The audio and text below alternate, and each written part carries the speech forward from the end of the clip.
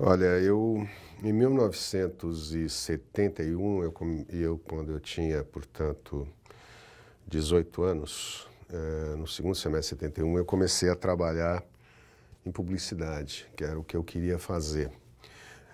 Eu ainda estava no colegial, tive um colegial meio conturbado, em lugares diferentes e tal, repeti de ano. Estava no colegial ainda, mas comecei a trabalhar em publicidade graças ao pai de um amigo meu, que me conhecia de Atibaia, me achava um garoto esperto, e aí queria trabalhar com criação publicitária, redação publicitária. Ele era redator, e aí ele me descolou um estágio numa agência. E eu comecei a fazer aquilo e tal, quero trabalhar com isso e tal, e aí comecei a ver um curso superior na área, né? Todo mundo me falava para fazer, não, tem que fazer na Escola Superior de Propaganda e Marketing, que é o principal curso de propaganda. Eu achava realmente bacana e tal, mas eu queria estudar na USP. Eu queria vir para a USP, eu queria ter experiência de estar na USP. E também, família dura e tal, evidentemente queria eliminar o custo do curso, né? Queria cursar gratuitamente. Então eu quis vir para a ECA. Foi o único vestibular que eu fiz. Foi só para a USP e a opção, à época você podia optar outras coisas, outros cursos adicionalmente. E eu não optei, para mim era ECA, só ECA, ponto. E tive a sorte de entrar bem, entrei tranquilo, fiz um bom vestibular, né? E aqui comecei a minha vida acadêmica, eu digo assim, aqui eu comecei a ver para valer a minha vida intelectual mesmo, né? Porque até então era tudo curiosidade, eu era um menino de classe média, filho de um advogado, tinha uma biblioteca bastante considerável em casa, era ratinho daquela biblioteca, lia tudo, me mexia muito, era um moleque muito interessado em informação. Lia sempre o jornal diário, os jornais de casa, estava muito ligado e tal, né? Mas eu tinha as informações ainda muito confusas, né? Muito desconexas. Essas informações ainda o mundo era uma coisa para mim cheio de informações e de problemas e de coisas que eu não conseguia articular. Eu acho que comecei a ter essa chance quando entrei na USP, quando entrei na ECA. Foi uma mudança radical na minha vida, radical mesmo, né? Com um ano de ECA eu tinha praticamente trocado todos os meus amigos. Eu mudei de mundo, simplesmente mudei de mundo. Eu comecei a compreender as coisas de um jeito que eu nunca tinha tido chance antes. E numa época, né, 72, nós estávamos em plena ditadura militar, e a questão da política era uma questão central, como ainda é hoje, enfim, sempre é uma questão central, mas a questão da luta contra a ditadura era um problema central para todo o mundo cultural, acadêmico, científico e tal, né? Então eu que não era politizado, vim me politizar aqui, né, na USP, né? E rapidamente, digamos assim, comecei a desenvolver a partir dessa experiência dentro da universidade, porque não era só a ECA, né? Porque eu entrei já na semana do trote, eu conheci a minha primeira mulher, que era caloura da FEA, Economia. A gente começou a namorar de cara. Eu vinha para cá, eu morava no centro da cidade, em Santa Cecília. Para vir para cá, meu pai começou a deixar que eu viesse com o carro dele, e o carro dele na época era uma Kombi. Então eu vinha para cá com uma Kombi, e evidentemente, imagina em 72, dificuldade de transporte e tal, se aquela Kombi saía daqui cheia de gente, eu ia largando gente daqui até Santa Cecília, dando carona. Então, em um mês eu conheci um monte de gente, de tudo quanto é área. Através do namoro com a Carola, né, eu conheci, e porque ela tinha irmã na FAU, ela tinha irmã na psicologia, tinha cunhado na Poli. Então, enfim, em 2 minutos eu estava convivendo com a universidade como um todo, né? Então, assim, a ECA foi eu fiquei simplesmente alucinado pelo tema, estudar comunicação, e era porque tinha um currículo ambicioso. Hoje eu faço uma crítica, né, mas muito ambicioso, um currículo que tinha, você estudava psicologia da comunicação, sociologia da comunicação, filosofia da comunicação, ética, legislação. Quer dizer, era um campo de informação que, evidentemente, nos 2 primeiros anos do curso básico aqui, a gente tratou de uma forma muito superficial, né? Depois o pessoal reclamava muito do currículo e tal, mas eu adorava, estudei que nem um louco. Realmente eu fui daquele tipo que estudou na universidade mesmo, né? Eu entrei, eu era rigoroso, a bibliografia, assim, claro que no tempo você começa a conhecer melhor aqueles professores que, enfim, são mais sérios e de fato competentes, aqueles que você sabe discernir esses dos que são mais tocando a bola. Tem um professor que se destaque nisso? Ou 2 ou 3?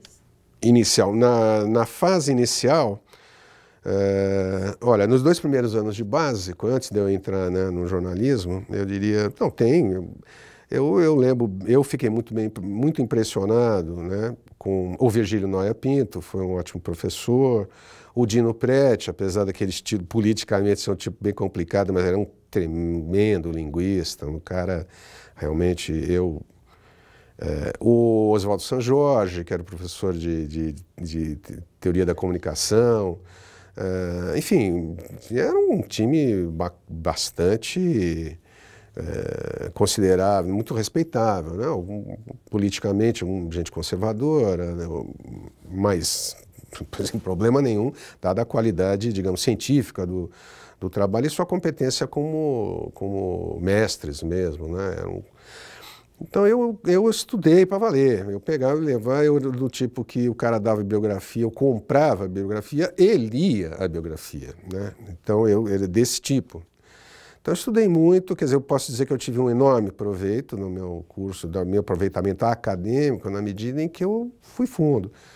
Eu não pude, é claro que dentro de limitações, porque eu trabalhava junto, continuei trabalhando em publicidade, mas a minha entrada na ECA, ela começou a abalar rapidamente essa minha convicção até a época de que meu caminho era publicidade. Eu gostava muito de fazer criação publicitária, gosto até hoje, acho uma coisa, um desafio interessante, bolar uma campanha publicitária, um anúncio e tal, acho um negócio muito legal.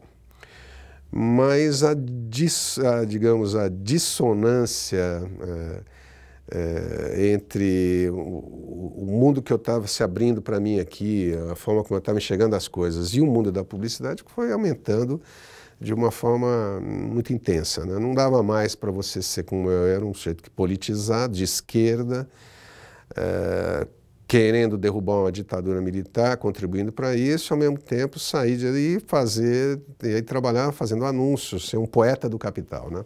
Realmente não dava, né? Chegou num ponto que isso foi ficando complicado, abalando a minha convicção. Mas eu ainda mantinha a ideia de, quando chegasse na metade do curso, para fazer a metade final, a parte de especialização, eu ainda queria ir para a publicidade.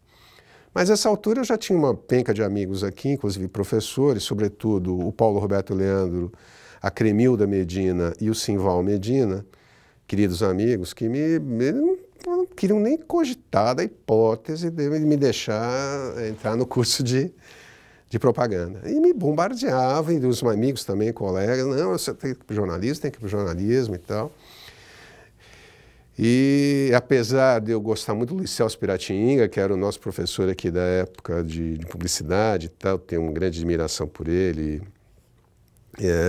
eu fui sendo arrastado para o jornalismo. Na hora de fazer a opção de curso, eu fui para o jornalismo, dentro com um argumento, quer dizer, com uma ideia na cabeça, em princípio, que era, bom, eu já estou no mercado de publicidade não é uma profissão regulamentada no momento, né? Eu já estou trabalhando, sou sindicalizado, quer dizer, eu estou dentro da profissão, não tenho nenhum problema de exercício dessa profissão. Caso ela venha a ser regulamentada, eu já estou dentro. Então, eu vou fazer um segundo curso de jornalismo para ter, digamos, uma outra perspectiva profissional, não que se sabe o futuro e tal, mas ainda com essa visão de, eu vou fazer lateralmente o jornalismo aí só para ter um diploma forte, que era o diploma mais forte, digamos assim, possível dentro da ECA, né? Porque por causa do prestígio do jornalismo, a força.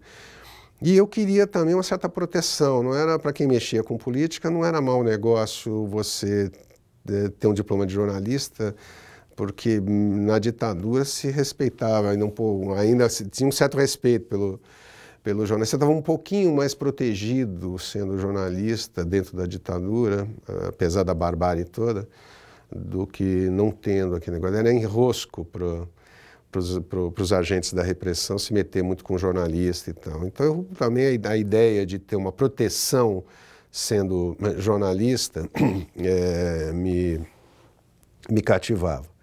Mas aí comecei a fazer o curso, aí não teve jeito. Eu comecei, foi 72, 73, fazendo o curso básico. Em 74 eu já estava em jornalismo. Aí nesse ano, aí me enfurnei no negócio e rapidamente fui convidado para trabalhar na Agência Universitária de Notícias. A A1 era editada dentro da ECA, né? E distribuí, na época, uma agência importante na área de jornalismo científico, porque a sua produção, ela fazia basicamente jornalismo científico e distribuía a sua produção para dezenas acho que até centenas de jornais pequenos de interior, enfim, ia boletim da A1 para tudo quanto era lugar. Era uma agência de notícias que cobria, tinha uma estrutura pequena própria de redação, com estagiários e professores própria, e ela, na época dos cursos, os alunos faziam um estágio, então, de determinado curso de redação e tal, fazia um período na agência. Aí era um momento onde eles selecionavam, inclusive, os estagiários que iriam ficar, né, queriam continuar e tal. Foi o que aconteceu, né? Então eu fiz o negócio, eles me convidaram a continuar. E eu quis fazer. Na época tinha muito debate, pessoal mais à esquerda, mais radical, então não queria mexer, porque porque assim, essa agência de notícias ela não divulga informações sobre... Ela é uma agência de informação científica. Então o pessoal queria que ela falasse sobre política, que ela falasse sobre a política universitária, que ela criticasse a ditadura e tudo mais. Então, como isso não era possível não só por causa da censura, que existia também, é claro, mas porque não era a finalidade do bendito produto, né? Ela era uma agência, era para fazer jornalismo científico. Então muita gente não queria entrar, mas eu quis entrar, gostei, me aproveitei e fui com tudo, né? E aí tive uma outra experiência fantástica também que foi a possibilidade de passar 2 anos, 74 e 75, tendo contato com a USP inteira, com cientistas da USP inteira, quer dizer, gente da mais alta qualidade. Então eu passava uma semana, eu estava escrevendo matéria sobre a vida das formigas, na outra estava discutindo usinas maré-motrizes na Poli, era uma coisa absolutamente fascinante para alguém que tem inquietação intelectual. E foi muito legal. Então, ou seja, quando comecei a fazer jornalismo, aí já vi que é isso mesmo que eu ia fazer, e o trabalho em publicidade começou a ser... Eu já comecei a me livrar da coisa, comecei a trabalhar só como freelancer, parei de mirar em trabalhar em grandes agências e fazer uma carreira dentro da área, porque eu sabia que eu ia cair fora de lá, que o meu negócio ia ser jornalismo. Passou a ser formalmente mesmo, em 1º de abril de 1975, portanto, no meu 2º ano de curso dentro do jornalismo, quando eu comecei a trabalhar na TV Cultura. Convidado, indicado pelo Paulo Roberto e pela Cremilda, que já estavam lá, E também indicado a quem? Ao Walter Sampaio, que era o chefe do departamento de RTV aqui, né? E era o diretor da TV Cultura, diretor de jornalismo da TV Cultura. Então, o Walter, com quem eu já estudava e tal, que tinha uma relação ótima, a Cultura precisava de gente, só tinha dinheiro para contratar uns focas e tal, então decidiu contratar 5 estagiários, 5 focas mesmo, né? Não era estagiário não, já era emprego, mas emprego foquinha. 5 caras e eu fui indicado e escolhido como um desses 5. E estreiei no dia 1º de abril de 1975. Eu digo que, assim, que estrear no dia da mentira, no jornalismo e na televisão, tem um sentido simbólico bastante interessante, né? Porque, na verdade, você trabalhar a vida inteira, tanto numa área quanto na outra, a questão é saber exatamente trabalhar a questão da verdade, o que é verdade, o que não é verdade, o que é ilusão, o que não é ilusão, o que é manipulação. Então, a partir daí, a primeira vez que eu saí, foi a primeira matéria que eu fiz, aliás, a matéria foi o enterro do premier Ranieri Mazzilli, né, que foi um dos 3 primeiros ministros que nós tivemos no parlamentarismo, presidente do Congresso, um deputado eminente brasileiro, e a minha primeira matéria foi o enterro dele, né? Então, eu tive essa matéria por circunstâncias felizes, fiz essa matéria com um cinegrafista da cultura que era um doido, o Nilo Motta, uma figura fantástica, e foi até folclórico, porque ele fez plano até dentro da tumba, né? Então, em determinado momento, na hora que foi descer o caixão, os caras, para por quê? Porque tem um cara aqui dentro. Aí o cara que estava aqui dentro era o meu cinegrafista, que estava lá embaixo na cova, querendo fazer o plano do caixão descendo, assim, entendeu? Então eu tive, assim, numa área de cara, toda uma noção da coisa da linguagem audiovisual, da decupagem dos planos, como é que... Bom, enfim, eu fui mordido tomei tamanha picada da mosca azul ali, da televisão, do audiovisual, do jornalismo, tudo que me contaminou de cara e nunca mais eu consegui conceber fazer outra coisa. Então foi o meu largo. Aí eu ainda fiquei deveria ter me formado no final de 75, mas aí naquele ano nós fizemos uma greve, foi a famosa greve da ECA, que permitiu que foi o estopim da rearticulação do DCE da USP, depois da UEE, depois da UNE, foi a primeira greve estudantil desde 68, nós saímos aqui. Todo mundo repetiu de ano, eu só fui me formar no meio de 76. Então fiquei aqui até meados fiz em 4 anos e meio o curso.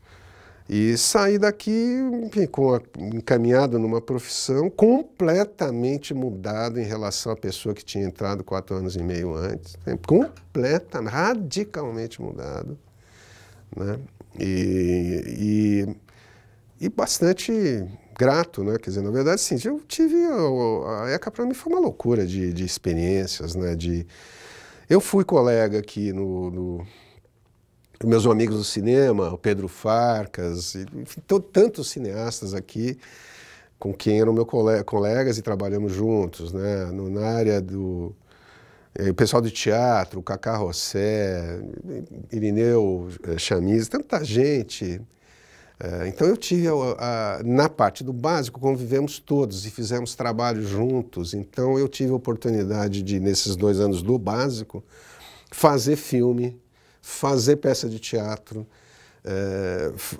enfim, experimentar fazer programa de televisão. Nós fizemos um programa de televisão sobre o Gil Gomes, uma adaptação de um poema do Drummond de Andrade, como se fosse um programa policialesco do Gil Gomes. Foi bastante interessante, nós fizemos isso aqui naquele estúdio antigo da TV USP.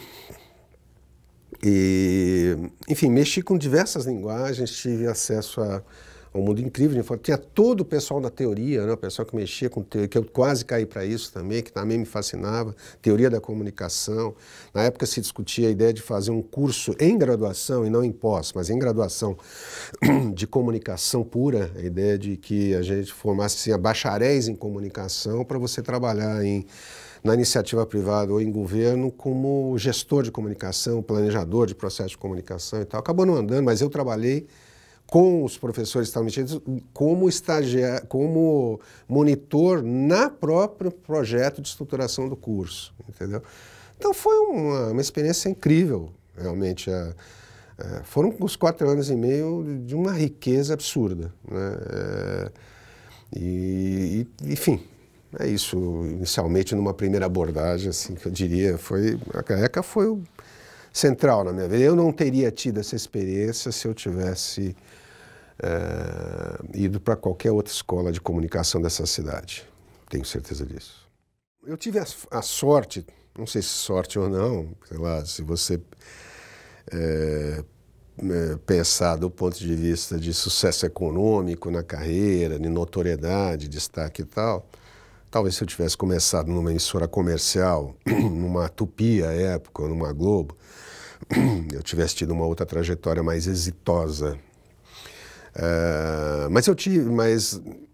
Eu acho que eu tive uma trajetória absolutamente exitosa e feliz pelo fato exatamente de ter começado na televisão, na TV Cultura, porque ela não era apenas a questão de fazer televisão que estava colocado, mas era a questão de refletir sobre o sentido de fazer televisão. Para que fazemos televisão? Qual é a finalidade disso? E que televisão temos que fazer para atender esse país? Então, isso foi fantástico, porque eu aprendi a fazer e pensar a televisão numa tacada só, tudo junto e inextricavelmente. E fui, digamos, inoculado desde o momento zero a ideia de que é possível, e mais do que possível, é necessário fazer uma televisão que não se conforme, não se limite apenas ao entretenimento, que é uma missão nobre, absolutamente, como qualquer outra, é muito importante ter entretenimento, mas a televisão pode mais do que isso, talvez deva até mais do que isso. E eu quis me concentrar nessa segunda parte da coisa. Quer dizer, uma televisão que tivesse consequência, que tivesse relevância, que servisse as pessoas mais do que o seu mero entretenimento. Então, esse negócio começou de cara. Isso daí, então, a TV... E veja, na TV Cultura, eu fui repórter, fui redator, fui apresentador de programa, fui produtor, todas as coberturas especiais que a gente fez naqueles anos. Fiquei lá na primeira fase, passei por ela 3 vezes, mas a primeira fase eu entrei como repórter em 75 e saí em 80, quer dizer, então eu fiquei 5 anos quase, né? Lá, e nesses 5 anos aconteceu tudo, porque também foi entre 75 e 80.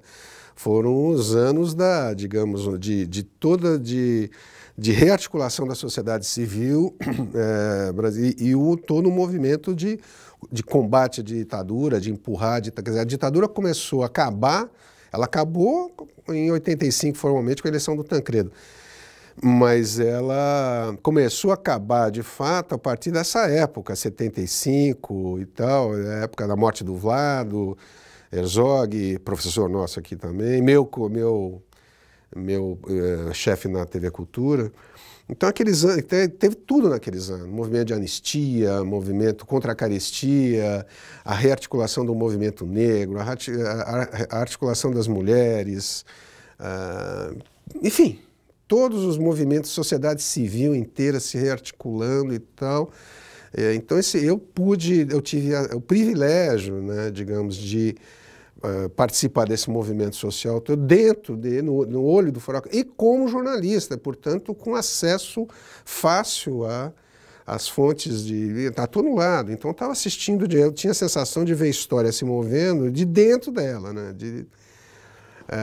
Fui representante sindical da TV Cultura, então participamos todo no momento da mudança, tiramos uma gestão pelega do Sindicato dos Jornalistas e pusemos uma direção com Audálio Dantas, uma direção combativa, que teve um papel importante. E aí, enfim, aí toda para mim, o exercício do jornalismo nasceu como uma atividade de espírito público. Quer dizer, eu faço jornalismo porque eu quero mudar o Brasil, inicialmente. Depois a galáxia inteira, evidentemente. Mas, de cara, vamos mudar o Brasil, que precisa ser urgentemente mudar, tirar essa ditadura. Então, ele tinha um sentido de... Eu nunca mirava a carreira, propriamente dita. A carreira que eu fiz foi consequência daquilo que eu queria fazer com a ferramenta que eu tinha na mão. Então, eu queria fazer com que aquilo... Contribuir, entendeu? Tá ali... Não, eu nunca concebi fazer televisão, embora fosse fazer depois, fosse trabalhar em emissoras comerciais, mas eu nunca concebi fazer televisão ou comunicação se não fosse com claro um espírito público. É para servir que existe isso. A gente pode ganhar dinheiro nisso, a gente pode ter sucesso pessoal nisso, sem problema nenhum, mas a finalidade disso é servir o outro, é servir o próximo, é contribuir para, digamos, a consciência coletiva, né? Para, digamos, uma visão mais crítica, que a sociedade tenha uma visão mais crítica de si mesma, as pessoas possam evoluir, ter informação. Então, essa visão está comigo desde sempre. Isto bateu em alguma coisa da minha própria formação, essa ideia de espírito público era uma coisa muito enraizada na mentalidade do meu pai, me passou muito fortemente isso, então foi natural, quer dizer,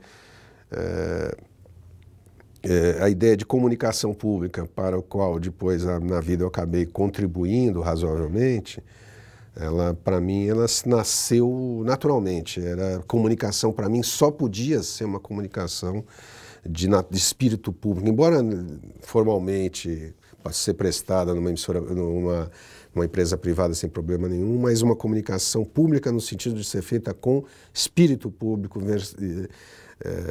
visão pública e preocupação com o outro, com o semelhante, com o coletivo. Eu saí da TV Cultura em 1980, no governo Paulo Maluf. O Maluf tinha entrado um ano antes e começou a limpar, entre aspas, a administração pública. Enfim, começou a cortar a esquerda da administração pública em tudo quanto é área.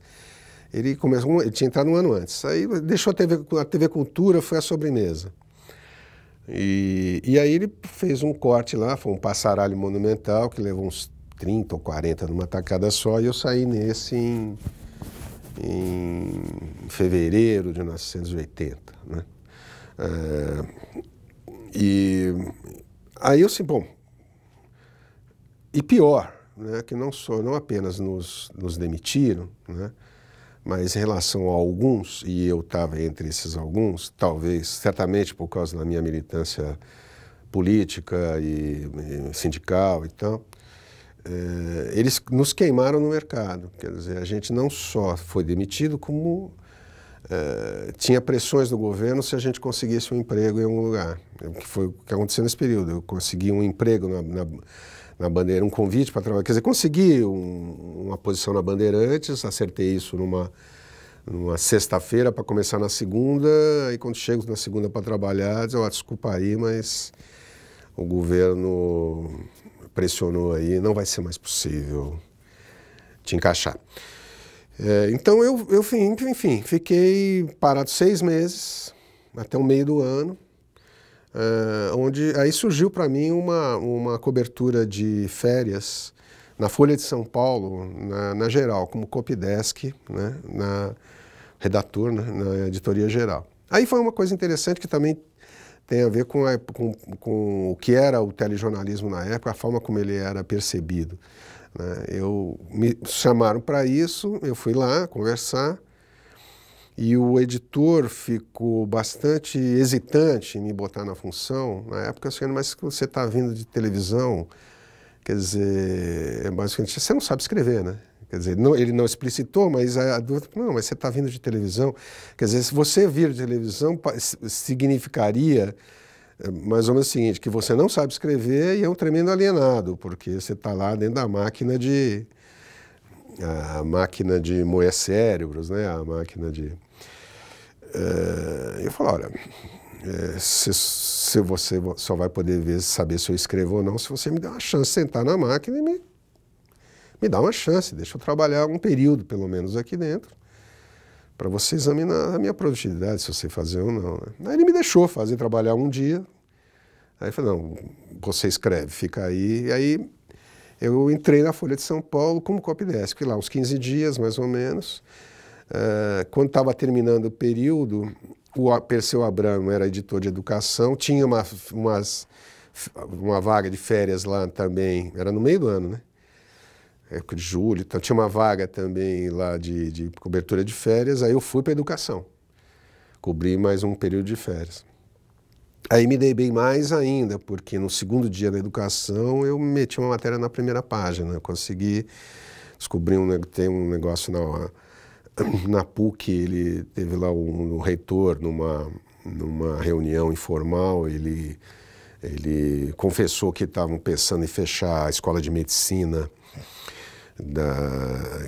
em Sorocaba, tem um hospital também, e ele confidenciou isso, eu fiquei sabendo de gente que estava lá, e em 2 minutos dei aquilo, matéria de primeira página, repercutiu e tal, não fecharam o hospital, até por conta da confusão que deu a matéria, e eu me dei bem, enfiar uma matéria, um Falcão esfriando uma matéria. Falcão não era porque eu já tinha 5 anos de profissão na época, mas um cara que está entrando no jornal, ainda não está nem contratado, enfiar uma matéria na primeira página, isso para mim foi um contrato de emprego. Né? Aí a Elu Machado, que era editora da Folha Ilustrada, me chamou, ela falou, olha, eu tenho um problema claro, o problema é que para mim televisão é um problema sério aqui, porque primeiro, ninguém quer cobrir, né? Porque os caras que vêm para essa área querem mexer com cinema, querem mexer com música, querem mexer com artes plásticas, com teatro, tudo que é bonito, sério e tal, e não com essa coisa de televisão. Ninguém queria... Na época tinha um preconceito tão grande com televisão que se o editor chamasse, olha, você tem que fazer uma matéria sobre televisão, o cara, por quê? Eu fiz alguma coisa errada? Quer dizer, era castigo, era visto como castigo cobrir televisão, veja só. E eu estou com esse problema, você gostaria? Eu falei, não, é tudo que eu quero, né? É tudo que eu quero, porque aí eu tenho uma chance fantástica, depois de ter experimentado e ter visto tudo aquilo como a mídia cobre, como a imprensa cobre de uma forma equivocada ou distorcida a própria televisão, poder contribuir para o outro lado, né? Aí eu entrei e comecei a ser, em 2 minutos eu assumi a área. Aí um dia me pediram para fazer uma crítica, eu fiz crítica de programa. Aí outro dia tinha uma coluninha de destaques, indicações de programação, que fulano fazia e fulano não pôde fazer, você faz. Bom, em 2 minutos eu estava fazendo uma coluna diária, eu estava fazendo crítica, fazendo noticiário, quer dizer, enfim, eu era o dono da televisão na Folha de São Paulo.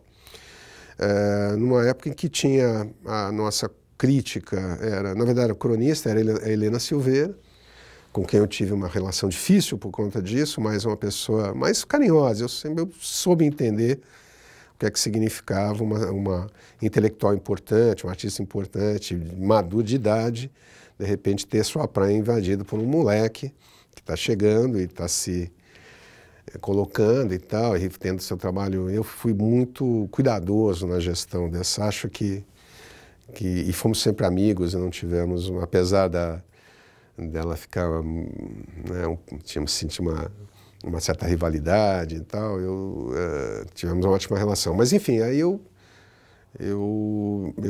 meu caminho de ingresso na mídia impressa foi esse daí, através da crítica de televisão e da cobertura de televisão. Aí, a partir daí, a minha vida foi, como eu digo, eu virei um anfíbio. Quando eu não estava submerso na televisão, eu emergia dela para escrever sobre ela, pensar. Então, quando eu não estava fazendo as duas coisas ao mesmo tempo.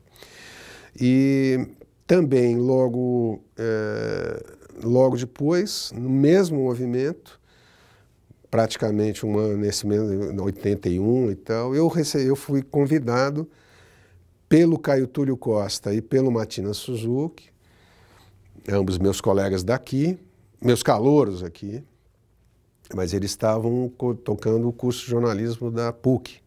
Aí eles me convidaram para dar aula de televisão na PUC. Então, nesse momento, eu acho que aí eu juntei as três coisas que acabaram sendo a minha vida, né? Que era o jornalismo, a televisão e a universidade, né? E aí foram vários caminhos em que essas coisas se entrelaçaram, várias experiências onde... Aí momentos em que eu estava fazendo uma coisa só, momentos em que eu estava fazendo as três ao mesmo tempo, e tem sido assim. Da crítica de televisão, eu evoluí para uma crítica de mídia mais ampla. Eu comecei a estudar, ou a cobrir e a estudar, cobrir e refletir sobre a mídia como um todo. Isso me levou à revista Imprensa, que estava sendo criada em 1987. E o Marcum, que é meu querido amigo e colega desde sempre, ele me convidou. O Marcum era um dos donos da revista, junto com o Simval Leão, o Dante Matiusi e o Manuel Canabarro. O Marcum me convidou para ser editor executivo na revista. Eu entrei quando eles estavam rodando o número 1, que era um 0 que já virou 1, eles estavam rodando o número 1, eu entrei já na pauta do 2. Então eu peguei a revista do número 2 em diante.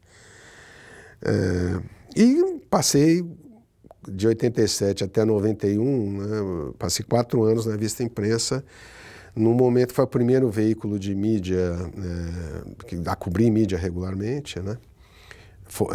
A cobrir jornalismo, porque você tinha o meio mensagem já, a mídia de sobre publicidade já estava instituída, mas a mídia sobre jornalismo a imprensa inaugurou.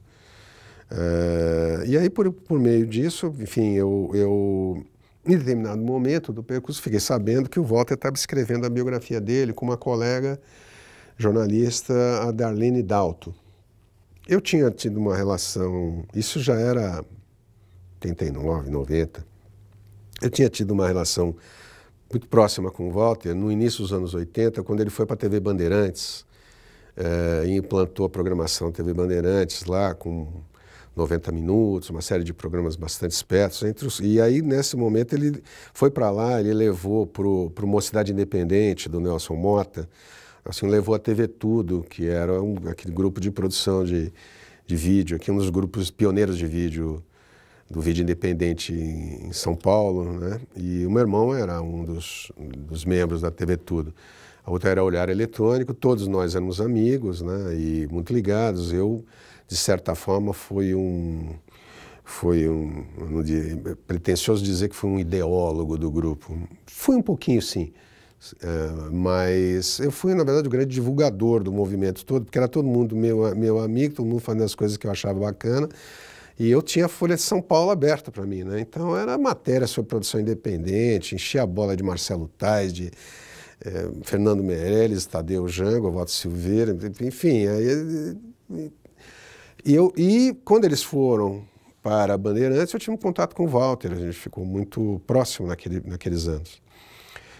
Lá, chegando em 90, quando o Walter está escrevendo a biografia dele, vou ligar. Aí liguei para ele, um dia eu estava no aeroporto indo para o Rio de Janeiro, liguei de Congonhas, liguei para ele, Walter, assim, olha, estou sabendo que você está fazendo um livro, queria muito que você me descola para mim um capítulo aí, queria publicar na revista, em primeira mão, ou então fazer uma matéria grande sobre o livro, vamos conversar sobre isso. Ele falou, olha, bom que você me ligou, porque eu estou com o maior problema nesse livro e tal, eu não estou me dando bem com a Darlene é uma pessoa muito competente e tal, como de fato é, mas eu não estou tendo uma interlocução legal, porque ela não é da área de televisão e tal, tá difícil, eu tenho que explicar muita coisa, não está legal, não está rolando. Eu falei, puxa vida, Walter, que chato, sei o quê, você não quer escrever o livro comigo? Eu falei, bom... Eu falei, tô dentro, vou viajar, na volta te ligo, a gente combina. E assim eu entrei. E foi uma experiência muito interessante, né? Foram 3 meses de gravações, 50 horas de gravações nós fizemos.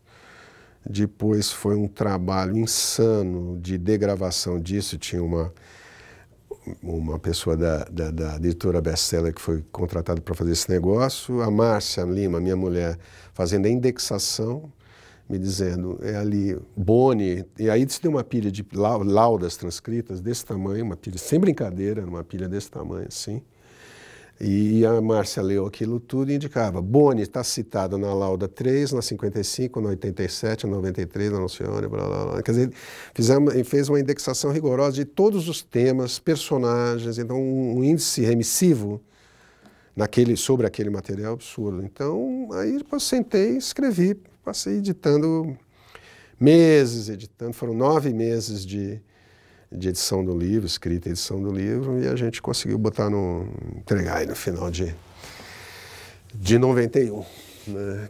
Com um texto de um jeito que foi muito legal, porque eu falei, Walter, eu combinei com ele o seguinte, ele falou, não, ele estava com um pouco de medo de que o interesse fosse no Playboy, né? Eu falei, eu acho, se você tem uma vida de Playboy, é fascinante, eu vou querer ouvir isso também, é óbvio. Mas o que me interessa mais em você é o profissional de televisão que você é. Eu quero fazer um livro sobre televisão. E ele falou exatamente isso, é isso que eu quero fazer. Eu quero fazer um livro sobre televisão que fale da minha vida também. Então eu falei, então vamos fazer assim, nós vamos conversar livremente, nós vamos gravar, eu vou botar tudo livremente para você, não vai olhar nada antes de eu escrever. Então você olha, você inclui, exclui, corta, faz o que você quiser e a gente faz aí eu faço o ajuste final. E assim fizemos. Eu falei, você não vai me omitir nada, você vai contar tudo. E foi assim, ele foi me contando, eu ia chuchando, né, buscando coisas e tal. E depois que eu escrevi o livro, 320 páginas, o livro deu em lauda nenhuma com ela, mas era uma enormidade, eram 120 mil caracteres, uma coisa absurda. Entreguei o livro, achando que eles iam cortar aí pelo menos um terço. Nem ele, nem a editora cortaram nada, é exatamente isso. É assim que vai embora. Eu até estava até inseguro em relação a alguns pontos, negativo, vai embora. E aí publicamos, foi muito legal. Quer dizer, eu acho assim, na parte relativa à televisão, ali ele é o Walter Klein, é uma autobiografia, o livro é todo na primeira pessoa, embora escrito por uma terceira, que fui eu. Mas mesmo ele falando em áudio, essa persona televisiva que o Walter foi, eu acho que no livro ela tem, em larga medida, ela tem partes de mim. Porque tem alguns temas que eu não sei se o Walter contaria espontaneamente. Eu acho que tem temas que ele aborda, analisa e até aprofunda, suscitado pela nossa interação, pelo nosso diálogo. Então, assim, na verdade foi muito legal, porque ele historia toda a curiosidade que eu tinha sobre a formação da Globo, sobre toda a época da TV Rio, o início da TV Excelsior, aquele momento que é fascinante entre o final dos 50 e o início dos anos 70, que é onde a televisão se realmente sai da coisa artesanal e vira uma grande indústria audiovisual do Brasil. Eu pude estudar junto com ele, né? Então foi de fato foram essas circunstâncias que permitiram. Eu acho que esse é um grande paradoxo, na verdade, assim, a Universidade Brasileira consegue entender a centralidade que a televisão tem na cultura do país e na comunicação do país, ela consegue enxergar isso, mas ela, por alguma razão que me escapa, não se digna, na verdade, a estudar a área, né? Isso melhorou muito, aumentou enormemente o número de publicações, né? Mas vamos dizer, o primeiro estudo no país sobre televisão, com alguma repercussão, foi A Noite da Madrinha, do Sérgio Miceli, foi feito nas Ciências Sociais, FEFELESH, em 1968. Portanto, 18 anos depois da existência da televisão do Brasil, um acadêmico importante, se digna a escrever, refletir sobre. Tanto que é um livro seminal, né? Sempre foi, né? E isso, de certa forma, ainda persiste, né? Quer dizer, é uma visão, digamos, de televisão como arte menor, e mais do que isso, como uma certa arte degenerada, no sentido de ser a máquina de fazer doido, a máquina de chupar cérebro que o Enfio falava, ou a máquina de fazer doido do Stanislau Ponte Preta. Essa ideia, essa demonização da televisão como uma compreensível durante o período da ditadura, porque servia ao domínio. Sempre ela serve em qualquer sociedade, em qualquer lugar do mundo, ela serve ao controle social, evidentemente. A televisão ela não é um meio de, digamos, de subversão da ordem, senão o exato contrário. Ela serve ao status quo, né? Mas ela produziu essa visão distorcida de que um negócio não vale a pena estudar isso. Por outro lado, também, eu acho que eu acho que uma coisa alimenta a outra, né? A ignorância ou a falta de informações a respeito disso inibe um pouco as pessoas, que o sujeito não está muito informado, inibe o sujeito de se lançar dentro dessa área. Quer dizer, eu acho que fica mais fácil se lançar o estudo na área se você vem dentro dela, se você tem alguma formação empírica, como é o caso, né? Quer dizer, eu fui escrever sobre televisão e adorei ser crítico, e depois de ser crítico, estudar, ser professor. Eu refletir sobre televisão, para mim, foi uma necessidade da própria praxis, né? Eu fazia as coisas, eu precisava fundamentar aquilo melhor, entender aquilo melhor. Aí você vai procurar informações, só tem bibliografia no exterior, não tinha bibliografia aqui. Aí você começa a escrever, aí você começa a se meter, a tentar equacionar, tentar problematizar, enfim, fazer um trabalho intelectual em torno do tema, né? E, então, quer dizer, a televisão universitária existente hoje no país, eu acho que ela expressa ainda a permanência dessa desatenção em relação à TV, que talvez seja, essa desatenção da universidade seja talvez uma certa salvaguarda, uma postura de não querer mexer por medo daquilo, do tamanho daquilo e do potencial manipulativo que aquilo tem e tal, e não ser engolido talvez pelo objeto, sei lá. Mas quando a televisão universitária, em meados dos anos 90, mudam-se as regras da televisão paga e se cria a obrigatoriedade das operadoras de televisão de cabo, né, de TV a cabo, de carregarem canais de finalidade pública, né, entre os quais criavam um canal universitário, que ia ser explorado pelas universidades. Então, aquelas coisas que a lei cria no Brasil, né, sem que por exemplo, a TV universitária foi um segmento da televisão criado pela lei, não porque o mercado pedisse, que a lei não regulamentou uma situação existente, ela induziu um mercado. E aí criou-se uma televisão, aí fomos criar uma televisão universitária tentando ocupar esse espaço.